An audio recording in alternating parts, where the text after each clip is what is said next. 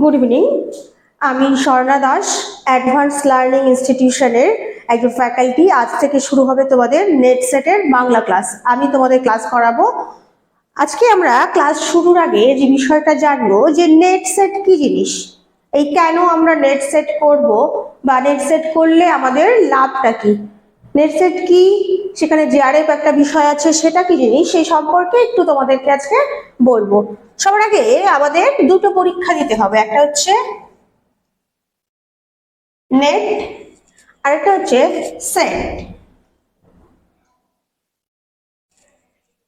নেটের যদি full form দেখি তাহলে দেখবো ন্যাশনাল এলিজিবিলিটি টেস্ট, সেট হচ্ছে স্টেট এলিজিবিলিটি টেস্ট। অর্থাৎ নেট পরীক্ষা যদি কোনো একজন ছাত্র বা ছাত্রী দেয় তাহলে সে অল ইন্ডিয়া অর্থাৎ গোটা ভারতবর্ষের যে কোনো ইনস্টিটিউশন থেকে, যে কোনো ইউনিভার্সিটি থেকে সে পিএইচডি করার সুযোগ পাবে এবং অ্যাসিস্ট্যান্ট প্রফেসরের যে যোগ্যতা সেই যোগ্যতা সে অর্জন করবে। উল্টো দিকে যদি সেট পরীক্ষা দেওয়া হয় তাহলে সেটা হচ্ছে স্টেট এলিজিবিলিটি টেস্ট, অর্থাৎ রাজ্য সরকারের এই পরীক্ষাটি নেওয়া হয়।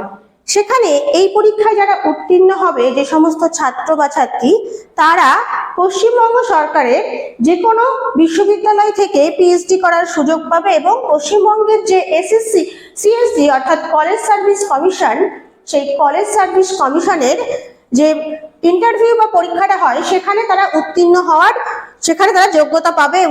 যোগ্যতা পাবে এবং তারা অ্যাসিস্ট্যান্ট প্রফেসরের জন্য যোগ্য হয়ে উঠবে। এবারে এই পরীক্ষাগুলো কখন হয়, কিভাবে হয়? নেট পরীক্ষা বছরে দুবার হয়। কবার হয়? দুবার। একটা হয় জুন মাসে আর একটা হয় ডিসেম্বর মাসে। আর পশ্চিমবঙ্গ সরকারের যে সেট পরীক্ষা সেটা বছরে একবার হয়, সেটা ডিসেম্বরে হয়। তাহলে আমরা বছরে নেট সেট যদি পড়ি তাহলে টোটাল 3টে পরীক্ষার সুযোগ আমরা পাবো। যেখানে আমাদের এই পরিস্থিতিতে দাঁড়িয়ে পশ্চিমবঙ্গে এসএসসি অর্থাৎ স্কুল সার্ভিস কমিশনের যখন এতটাই দুরবস্থা, সেখানে বছরে 3টা পরীক্ষা আমরা দিতে পারছি একই সিলেবাস করে। বলে রাখি, নেট এবং সেট এই দুটো পরীক্ষার বাংলার সিলেবাস কিন্তু একটাই, অর্থাৎ একই সিলেবাস পড়ে বছরে তোমরা দিতে পারবে মোট 3টা পরীক্ষা। সেই 3টে পরীক্ষার জন্য যেটা করতে হবে, টোটাল 300 নাম্বারের পরীক্ষা হবে। সেখানে দুটো পেপার থাকবে, একটা হচ্ছে ফার্স্ট পেপার আর একটা হচ্ছে সেকেন্ড পেপার। ফার্স্ট পেপার হচ্ছে জেনারেল পেপার এবং সেকেন্ড পেপার যেটা থাকবে সেটা হচ্ছে সাবজেক্টিভ পেপার, অর্থাৎ এক্ষেত্রে তোমাদের সাবজেক্টটা হচ্ছে বাংলা।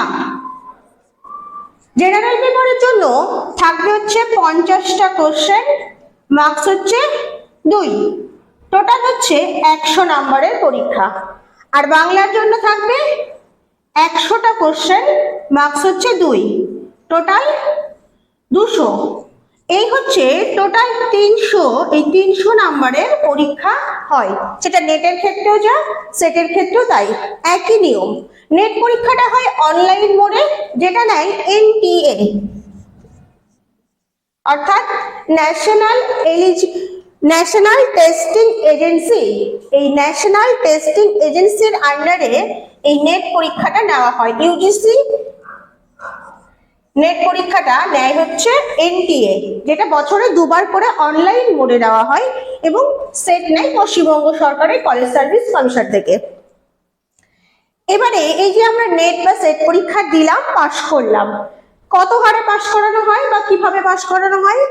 টোটাল যে পরীক্ষার্থী থাকবে সেই পরীক্ষার্থী 6% নেট কোয়ালিফাই করে, অর্থাৎ 100 জনের মধ্যে 6 জন অর্থাৎ 6% নেট কোয়ালিফাই করবে এবং তাদের মধ্যে যে টপ র্যাঙ্কের 1% তারা কিন্তু জেআরএফ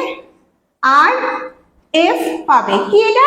এটা হচ্ছে junior research fellowship.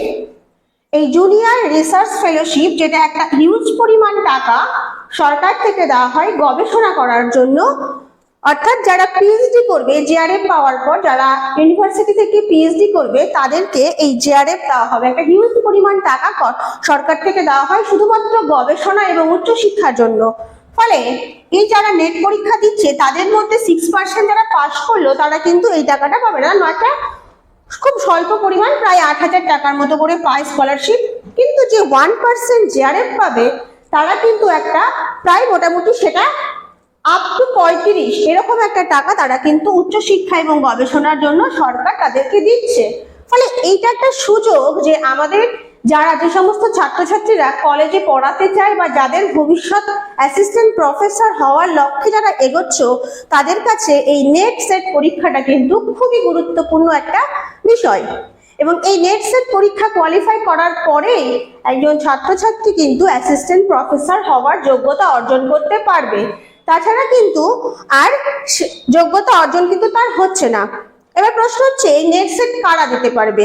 Net set দেওয়ার জন্য অবশ্যই তাকে এমএ পাস করতে হবে এবং এমএ তে 55% মার্কস তাকে পেতে হবে যদি সে জেনারেল ক্যান্ডিডেট হয়, অর্থাৎ জেনারেল কাস্ট। কিন্তু ওবিসি, এসসি, এসটি যারা আছে তাদের ক্ষেত্রে সেটা 5% রিল্যাক্সেশন, অর্থাৎ সে 50% পেলে কারা পাবে এটা?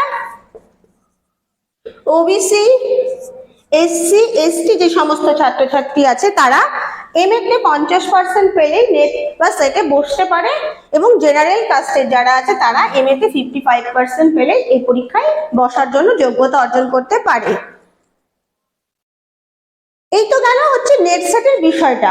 এবারে আমরা এটা হয়তো তোমরা বুঝে গেছো আমি যেটা বলতে চাইলাম। এরপরে আসি সিলেবাসটা কি, অর্থাৎ আমরা যে সেকেন্ড পেপার পড়বো বাংলা, সেই বাংলার সিলেবাসটা কি জিনিস একটু সিলেবাসটা নিয়ে বলি।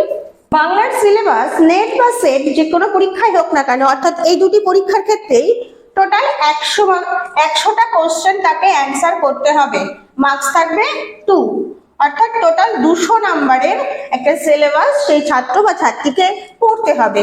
সেক্ষেত্রে থাকছে হচ্ছে 10টা ইউনিট। সিলেবাস কিন্তু খুব একটা সোজা নয় এবং অনেকটা হিউজ পরিমাণ সিলেবাস, এবং একজন ছাত্রছাত্রী যদি মন দিয়ে অধ্যবসায়ের সাথে তার প্রতিদিনের পড়া তৈরি করতে পারে তাহলেই কিন্তু তার পক্ষে নেট সেটটা কোয়ালিফাই করা সম্ভব, এবং সেটা বিগত বছরে বহু ছাত্রছাত্রী করে এসেছে।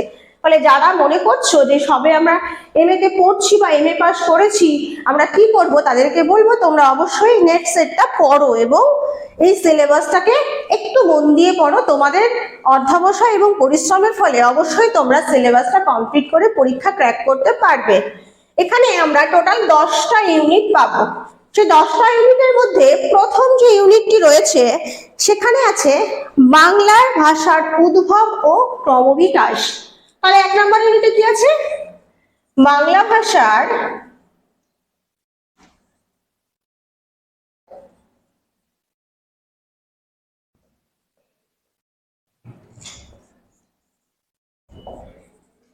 ভাষার উদ্ভব ও ক্রমবিকাশ।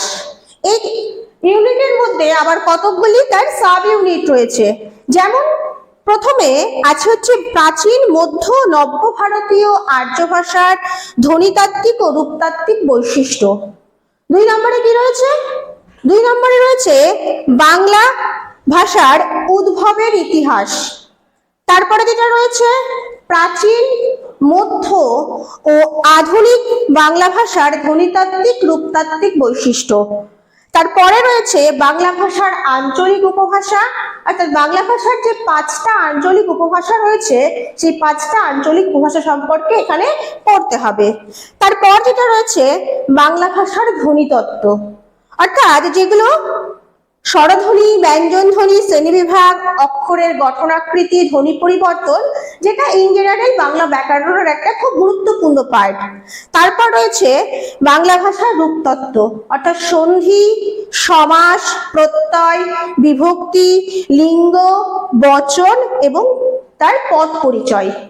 তারপরে এই টপিকের সবচেয়ে লাস্ট যেটা আলোচনার বিষয় সেটা হচ্ছে বাংলা শব্দভাণ্ডার ও শব্দার্থ পরিবর্তনের ধারা।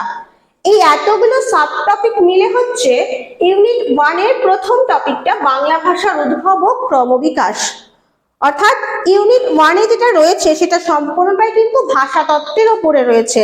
ফলে যে সমস্ত ছাত্রছাত্রীদের বিশেষ করে এমএ তে স্পেশাল পেপার ভাষাতত্ত্ব ছিল তাদের ক্ষেত্রে কিন্তু এই ইউনিট 1টা খুব সোজা হয়ে যাচ্ছে, কারণ এখানে যা রয়েছে তা হচ্ছে সবটাই ভাষাবিজ্ঞানের উপর। এবারে আসি ইউনিট 2। এই ইউনিট 2 এ যে টপিকটা রয়েছে সেটা একজন বাংলার স্টুডেন্ট, সে গ্র্যাজুয়েশনেও পড়েছে, সে মাস্টার ডিগ্রিতেও পড়েছে, এখানে সেই টপিকগুলোই রয়েছে। অর্থাৎ বাংলা ভাষার যে প্রাচীন বাংলা ভাষা অর্থাৎ প্রাক আধুনিক বাংলা, সেখানে আদি যুগ এবং মধ্যযুগের যে বাংলা সাহিত্যের ইতিহাস সেইগুলো কিন্তু এখানে পড়তে হবে। তাহলে এই প্রাক আধুনিক বাংলার মধ্যে কি রয়েছে? প্রথম যেটা রয়েছে সেটা হচ্ছে চর্যাপদ, যাকে বলা হচ্ছে বাংলা ভাষার সবচেয়ে প্রাচীন সাহিত্যিক নিদর্শন। সেই চর্যাপদ এখানে পড়তে হবে। তারপরে কি আছে? তাহলে 2 নম্বর টপিকটা কি থাকলো আমাদের? আমাদের 2 নম্বর টপিকটা হচ্ছে প্রাক আধুনিক বাংলা সাহিত্য।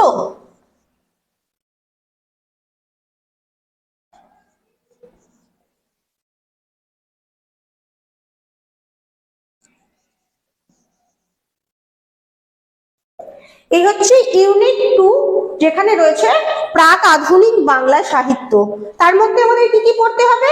তার মধ্যে আমাদের পড়তে হবে চর্যাপদ, অর্থাৎ চর্যাপদে যে 46টি পদ রয়েছে সেই পদগুলো পড়তে হবে। কে লিখেছে, কোন রাগে লেখা, সেখানে কি ধরনের ছন্দ ব্যবহার করা হয়েছে, এবং চর্যাপদগুলো কবিতাগুলো পড়তে হবে এবং প্রায় মুখস্থই আমাদের করতে হবে। সেখান থেকে লাইন তুলে তুলে প্রশ্ন হয় যে এটি কত নম্বর চর্যাপদ বা কে লিখেছে, এখানে অর্থ কি বোঝাতে চেয়েছে।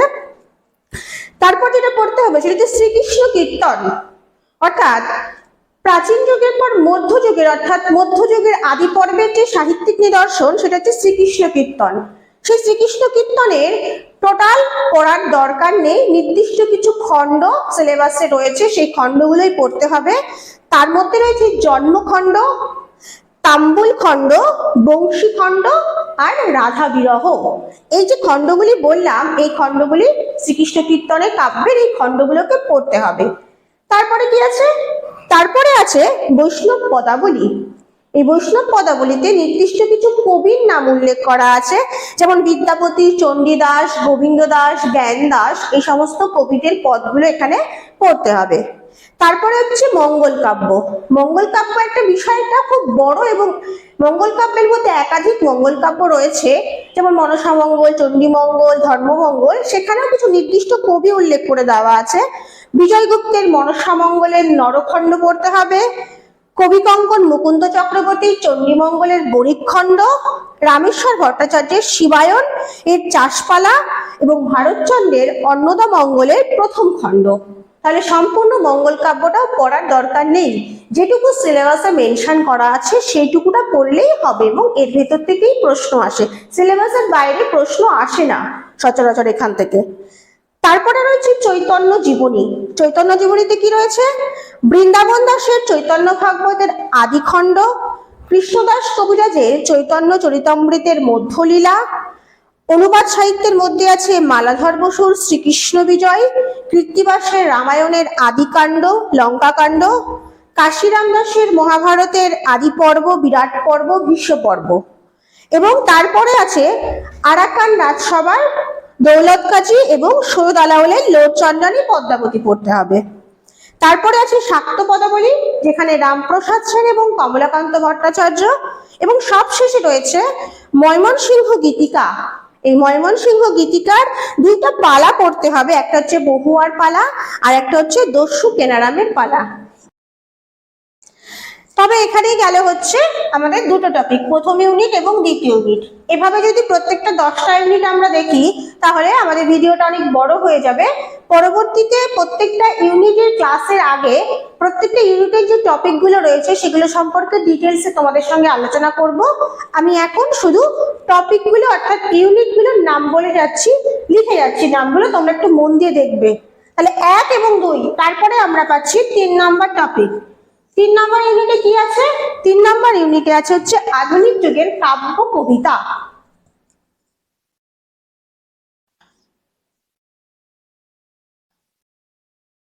এখান থেকে শুরু হচ্ছে আমাদের আধুনিক বাংলা সাহিত্য, যেখানে আমরা কাব্য কবিতা পাবো, অর্থাৎ একাধিক কবির কবিতা পড়তে হবে এবং 2টো কাব্য আমাদের পড়তে হবে, যেখানে মেঘনাদ বধ কাব্য এবং সাধের আসন, 2টো টোটাল কাব্য, অর্থাৎ গোটা কাব্যটাই পড়তে হবে এবং তার সঙ্গে আরো বেশ কয়েকজন কবির কবিতা আমরা এখানে পড়ব। এবার 4 নম্বরে কি আছে?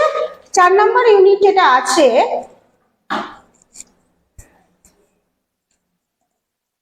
4 নম্বর ইউনিটে যেটা আছে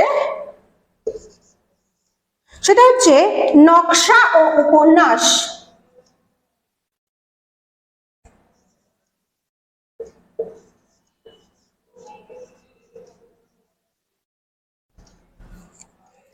এখানে নকশা এবং উপন্যাসের মধ্যে একটা দুটো উপন্যাস কিন্তু নয়, প্রায় মোটামুটি 10 থেকে 12টা উপন্যাস তোমাদেরকে পড়তে হবে এবং সেটা প্রত্যেকটি গোটা গোটা উপন্যাস পড়তে হবে।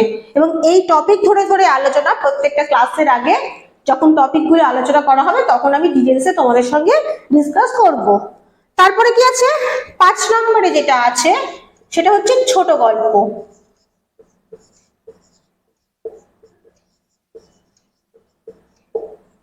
এখানেও আমাদের মোটামুটি প্রায় 15 জন সাহিত্যিকের ছোট গল্প পড়তে হবে, 2টা করে ছোট গল্প আছে যেগুলোকে পড়তে হবে। তারপর কি আছে 6 নম্বর যেটা আছে সেটা হচ্ছে নাটক ও প্রহসন।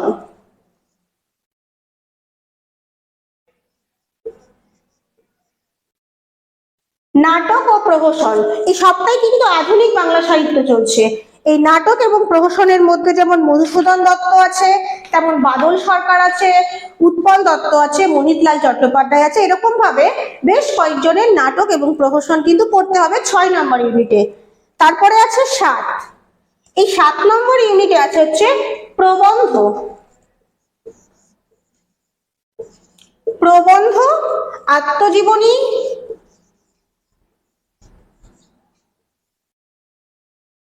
এবং তার সঙ্গে আছে সাময়িক পত্র।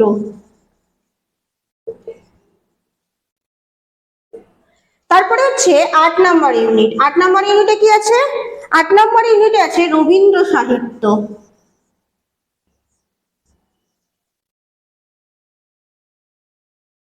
আমরা বাংলা সাহিত্য পড়তে এসেছি, সেখানে রবীন্দ্রনাথকে নিয়ে একটা স্পেশাল ইউনিট থাকবে এটা বলাই বাহুল্য। তাই 8 নম্বর ইউনিটে যা আছে সেটা হচ্ছে রবীন্দ্র সাহিত্য, অর্থাৎ এখানে রবীন্দ্রনাথের কবিতা, ছোট গল্প, উপন্যাস, নাটক সবটা নিয়ে এই 8 নম্বর ইউনিট কিন্তু স্পেশাল ভাবে রবীন্দ্র সাহিত্যের জন্য রাখা হয়েছে। তারপর কি আছে 9 নম্বর যে ইউনিটটা আমরা পাবো সেই 9 নম্বর ইউনিটে আছে হচ্ছে ছন্দ অলংকার।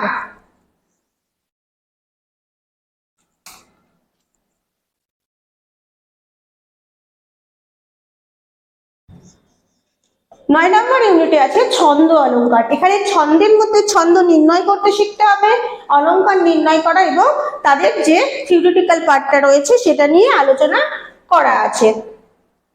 এরপরে যেটা আছে সেটা হচ্ছে 10 নম্বর এবং সবথেকে শেষ ইউনিট। সেখানে আছে ভারতীয় ও পাশ্চাত্য কাব্যতত্ত্ব। কি আছে এখানে ভারতীয়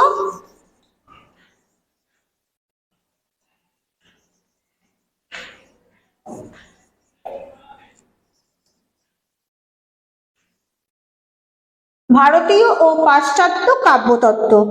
এইটা একটু বলে রাখি যে ভারতীয় এবং পাশ্চাত্য কাব্যতত্ত্বের মধ্যে যে বিষয়গুলো পড়তে হবে সেখানে রয়েছে অলঙ্কারবাদ, রীতিবাদ, ধ্বনিবাদ, চিত্রকাব্য, অচিত্ত, বক্রোক্তিবাদ এবং উজ্জ্বল নীলমণি, অর্থাৎ কৃষ্ণদাস কবিরাজের লেখা যে উজ্জ্বল নীলমণি গ্রন্থটি তার কিছু নির্বাচিত অংশ এখানে পড়তে হবে।